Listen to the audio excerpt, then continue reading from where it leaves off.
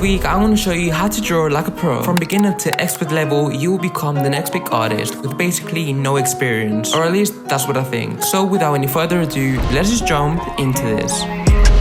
So before we start planning what we're going to draw, it all starts with an idea. For this, some sources of inspiration that I use is mainly Instagram and Pinterest. I try to see any shapes and patterns that could work well with each other and pick a few pictures that really grab my attention. Keep in mind that if you're starting out, it is totally normal and beneficial to get inspired by artists. Getting inspired by other artists in the community will allow you to create your own style in the future, so you have nothing to lose. Moving on, for the artwork that I'll be making this week, I'll get inspired by this crazy dragon. Naturally, I've got a very creative mind and I pick up different ideas really fast. But for other people, it is really hard. So if you're running out of ideas or inspiration, I recommend you getting inspired by things around you. Whether it's the sky, buildings, a random object you see, or even your own dreams, make sure to relax your mind and look around you to see different perspectives. I've started to think this way for the past few months and my drawings have really improved a lot since I started. After a few hours thinking about different concepts for my drawing, it is time to sketch. This part of the artwork is crucial because it sets the foundation of the final piece. For the sketching, don't go too deep into getting a really good pencil. What I've used for the past 4 years making art is a simple H3 pencil, and it does the job pretty easily. Some artists get super expensive pencils, but in reality, if you're just setting foundation of the sketch, a cheap pencil is enough. Okay, we're about to start sketching, but just a little reminder, when you sketch, don't press too hard. Making less strokes is much more satisfying and it will make it easier for you in the next few steps, as you'll see later on. So let's get this thing started. Yes, sir.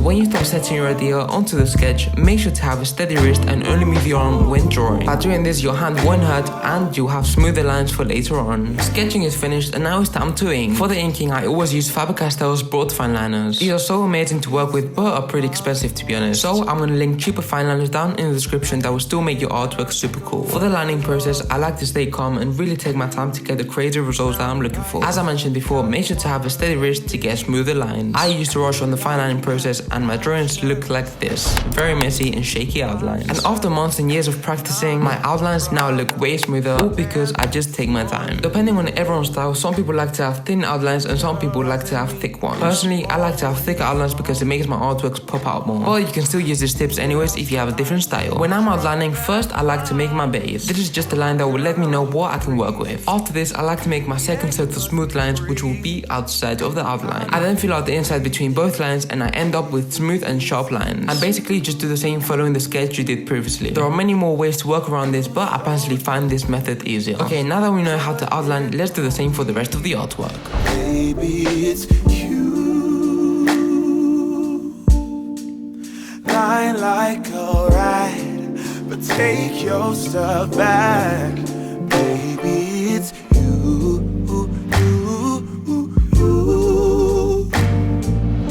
After days working on this, it is time to color. Coloring is the most fun part when I make my drawings. As you may have seen on my Instagram, I use a lot of color combinations. I get my color combos from Adobe Color. They have a lot of color inspirations for your drawings, and they personally help me a lot when I can't decide on which colors to pick. To color, I'll be using Ohuhu markers. These are probably the best Copic alternative and you should definitely try them out. I'll also leave some other cheaper markers down in the description for you guys. Markers like Ohuhu are probably the best markers because they have the brush nib. Brush nib will allow you to make the most details in your coloring as you like, and it's also a bonus when you have a lot of small areas to cover. So now that we know what we're gonna use, let's just jump into the coloring.